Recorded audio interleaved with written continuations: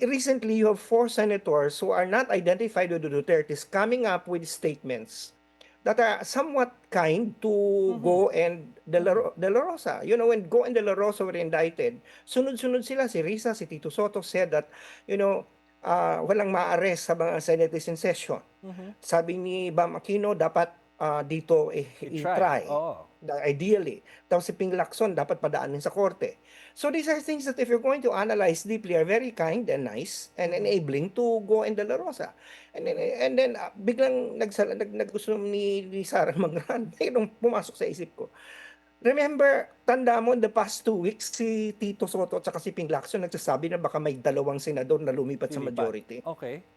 And then I thought, is it really, could it be that it is Go and De La Rosa making signals? Because remember, Sara Duterte is not known to be friendly with Bongo. Okay. You know, Bongo is not friendly with the children of the president. He's the person of the father, but not of the children. And De La Rosa, the moment De La Rosa was put on, you know, on in line for possible arrest, nagtago na nga siya. Nakarinig ka ba ng mga parang personal animated defense from Sara for Mhm. Bato? Mhm. Wala.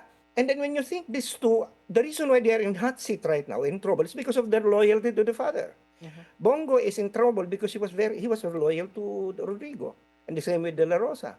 So parang could it be that Bongo and De La Rosa are feeling that they're being left out, and so they're already making overtures, and therefore Sara, in order to put a stop to it or say, you know, don't do that because if I become president, lagot kayo, is now Mhm. running.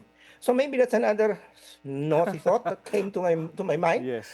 Kasi posible ano yung nag-trigger, parang may immediate kasi kung ito ay biglaan, eh, Oo. halata mong biglaan yung announcement, eh, 'di ba? Walang crowd dun na kasi kung talagang plinano yun, 'di ang daming DDS dun sa audience.